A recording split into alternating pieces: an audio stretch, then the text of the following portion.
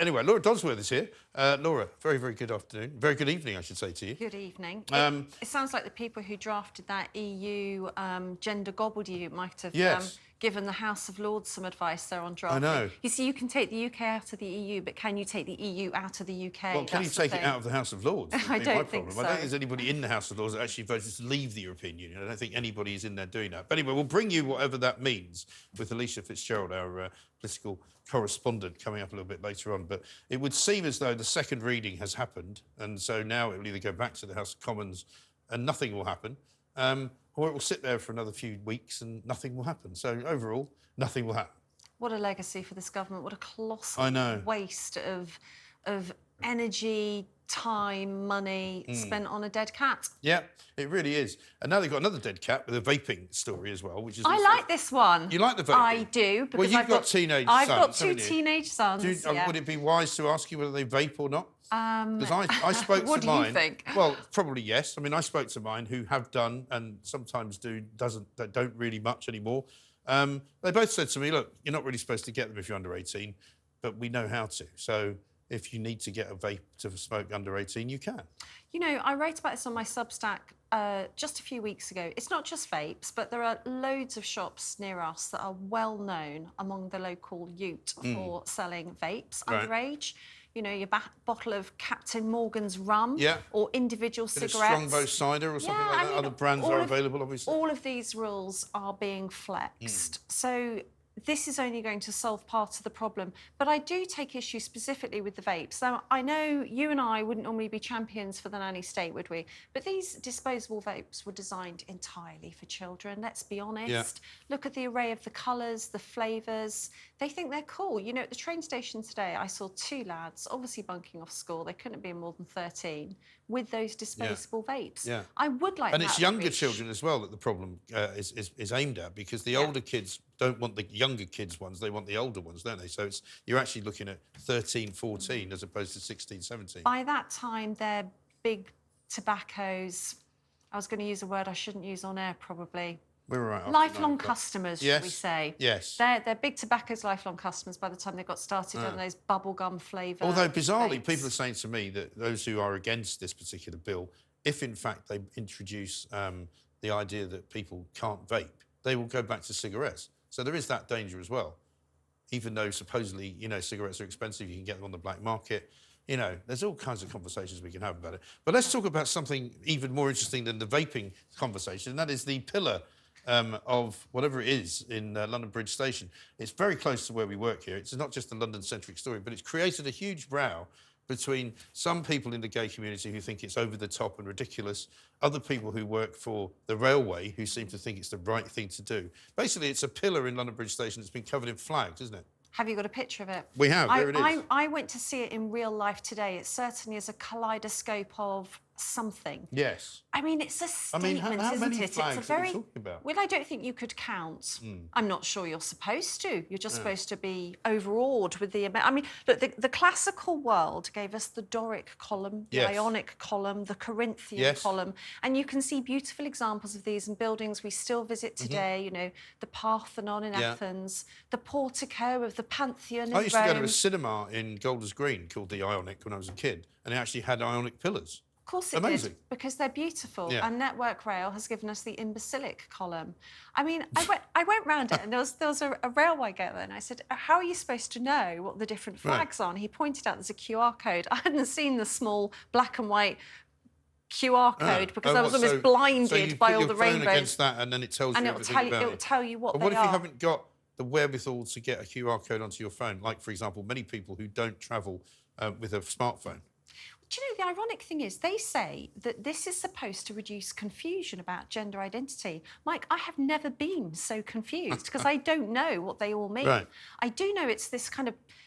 The column now is like a colossus to gender identity, which I actually find a little bit offensive. You know, I'm a woman who believes in biological sex. And Yes. so every time I have to come to News UK now, I have to walk past this monument to some weird political ideology that I don't believe in, that really says, in a way, that the state of biological sex of womanhood is meaningless in the face of unicorn gender identity. And you kind of have to accept every flag, right? You can't just go, I quite like those 3, but those 4 over there, not so sure. Couple in the middle, don't mind. You know, you have to like all of them, right? Well, I don't like any of them, I'm afraid. One of them's got a pie symbol on it, and I think I know what that... Yeah, look, the infinite... Well, that's steak and kidney pie. No, that would be the sign taking you to Greg's. That's the next thing, although it sounds a bit gammony for LGBTQA. Do you mean the 22/7 pie, that pie? Yeah, the infinity symbol. So that's supposed to mean an infinite number of gender identities or sexes that you fancy, I think. So, i.e., you know, you're going to be very busy. But that's the other thing about these flags. You know, they're not just about gender identity, they're about sex, about who you fancy, whether it's nobody because you're aromantic, or both sexes, or the unicorn panoply of genders, I've been through this aromantic or everybody. Aromantic is when you don't feel any love for anybody that you've had sex with, isn't it? Oh, God, Which I is don't basically know. just a bastard. And there's asexual, which is not wanting sex at all. Oh, no, that's different. I think that's something else. This is very complicated. Just being a bastard. Yeah, there's just a being a flag bastard. for being a bastard. I think there should be, because, you know, I know a lot of people There should be. That's one flag we need. I think you've hit the nail on the head there. No, the only reason I know so much about these flags is because some council somewhere, I can't remember where, it might have been in Wales somewhere, decided to fly these flags at various points of the year. So you can have, I think there's a romantic day that appears in the calendar, and then you can fly the aromantic flag. Yeah, be a bastard day. Every day for me, obviously. You know, so it's just ridiculous, though. It is. You know, I think if a movement, can we call it a movement if it's taken over a whole column in a train station? Well, the trouble is they can't all agree, though, because there's a lot of people who have maybe one flag represented there. They don't like some of the other flags, so they're all arguing with each other. Well, this is the point I was going to make. If a movement needs as many flags, it's not really any kind of movement at all. It's confusion. It's mental confusion. I think, really, this pillar is an icon for our times. It's really quite... It's a bit like a modern-day Tower of Babel, isn't it? I like that. Yes, it is. People are all talking different languages and they don't communicate with each other. Yeah, absolutely. But, you know, ironically, the Daily Mail which reported on this today pointed out that in 2020, Network Rail removed an I Heart JK Rowling flag from Edinburgh Waverley train station. Of course they did. Because it was too political. So you know, this sums up everything about this ideological movement. You can't have a flag in support of a woman who is called a transphobe, but you can have a whole column dedicated to all these different movements. You know, we don't even know what they are. It's just laughable. And by coincidence, this week you still can't get a train because there's a whole series of strikes and work to rules going on, which started today and is going to run all the way through until next Monday. I actually put out a tweet last night saying, can anybody tell me why they've cancelled the 2305 to Hastings? Is there a flag for it? Which some people saw the funny side of, other people thought was a disgraceful thing to say because all these people are so sensitive about their flags. Well, it can't be pilloried enough, Mike. Very good. I see what you did there. Let's talk about some of the other events of the weekend. Holocaust Memorial Day, of course, it was at the weekend. Some politicians, of course, couldn't quite bring themselves to say the J word, could they? Yeah, some pillars of society need to be, pilloried right here, right now. This is going well, this pillory. It's a bit of a gift, isn't it?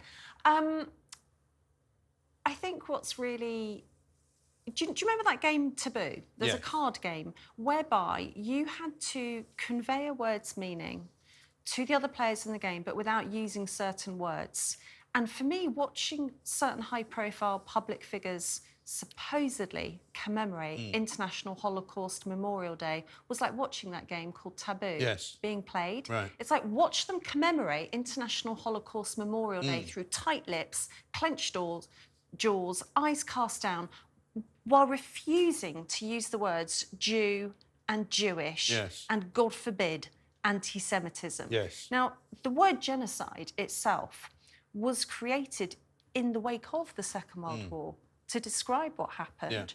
And Labour MP, I'm going to really struggle to say her name here because when I say it, I mix it up with somebody else completely different. Well, Kate Seymour, I think is how you say it. She's Labour Co-op MP for Edmonton, who has been suspended by the Labour Party, I believe. Yeah, so she's been suspended because while she did acknowledge the Jews in her message in Yeah. the Memorial Day Trust Birken on Twitter. She finished her message off by saying it mirrors the ongoing genocide in Gaza. Yeah. Now, Well, she remembers all those murdered during the Holocaust and Nazi persecution of other groups. Also, we never forget those killed in other genocides that followed in Cambodia, Rwanda, Bosnia, Darfur. Well, you could add a few to that if you want to sort of start going around the world looking at where a lot of people were killed for no particular reason, right? it's just a mockery, though, of International Holocaust Memorial Day, which, Yeah. of course, was set up because of the Holocaust. I mean, let's not forget that, you know, it commemorates the liberation of Auschwitz-Birkenau, which is a camp where alone 1.1 million Jews were killed. Ovens were specially created, and gas chambers and train tracks to methodically exterminate a whole race. Yeah. And not just the Jews in Germany or, you know, Nazi-occupied Europe. The Nazis wanted, as we know from the Wannsee Conference, to kill every Jew in Europe. Now, that's a genocide. Yeah. And while the loss of civilian life in Gaza is appalling, you know, nobody wants to see the violence and the death and the sadness, it isn't a genocide. And so what she was doing was really conveying a political agenda, totally the wrong day to do it, really insulting to British Jews, to Jews around the world, to the day itself. And she's just one of many. There was also... And she shouldn't have done it. She shouldn't have done it. We're out of time, No, unfortunately. but we didn't are. get to Humza Yusuf, who didn't manage to say the word Jew at all. I know. We've got to go. Sorry, too much time on the pillar.